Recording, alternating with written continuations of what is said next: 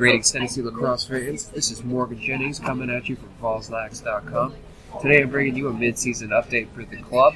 So for the first time in volunteer lacrosse history, the club was invited to compete in the All-State Sugar Bowl Lacrosse Classic down in New Orleans. This opened up their season with 2 games. The first was a tough loss to a perennially strong Florida State squad. Game 2 was against the Texas A&M Aggies, and that was the team's first win of the season. The Vols then went on a tough 3-game losing streak, with losses coming to Virginia Tech, Georgia Tech, and Alabama in overtime. The Virginia Tech game was UT's first conference matchup and was close all the way to the end. Virginia Tech is another one of those squads that always seems to have a good team year in, year out, always in the playoffs, always doing well. The loss to big Southeastern Lacrosse Conference rival Bama was a heartbreaker too, coming in overtime.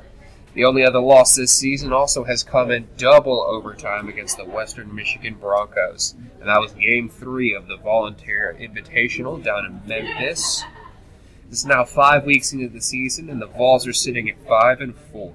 They have really been struggling to close out games against well-matched opponents this season, but the Vols are looking to build on their early season losses in this final stretch of 5 games. Tennessee has games against Kentucky, West Virginia, Richmond, George Washington University, and the only non-conference matchup to finish out their season against Auburn. Of those 5, I think the biggest worry right now for the Tennessee Volunteers is going to be the Richmond Spiders. These guys are very good. Their only loss in the conference right now is coming from Virginia Tech.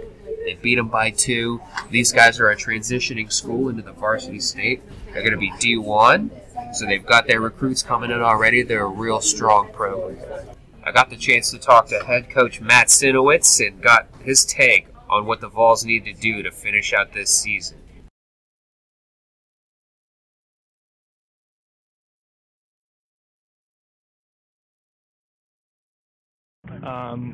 We have some numerous close losses. As you said, a couple of them in overtime.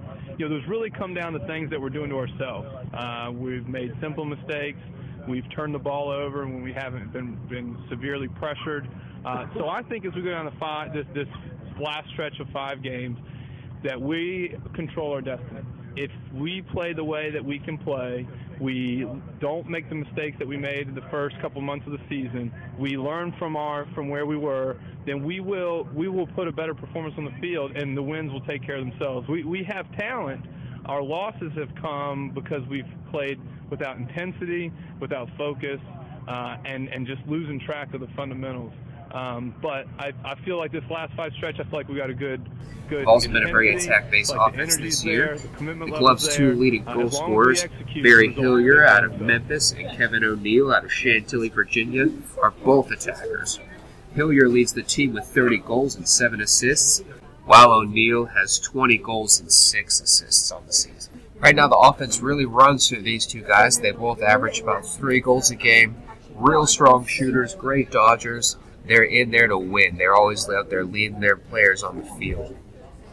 The Vols defense has also been doing well behind strong goalie play of senior David Catterton out of Brentwood, Tennessee, and junior Chris Melson out of Memphis. Both have played incredibly sound so far and real strong between the pipes. They both have great save percentages and are looking good in there, making key stops when they need to. Tennessee is in the SELC's Northwest Division and are sitting smack dab in the middle at 0-1. This is crunch time for the Vols. They need to win out the rest of their conference games in order to get a shot at the playoffs. Right now, Richmond and Virginia Tech are at the top of the conference with 3 wins apiece.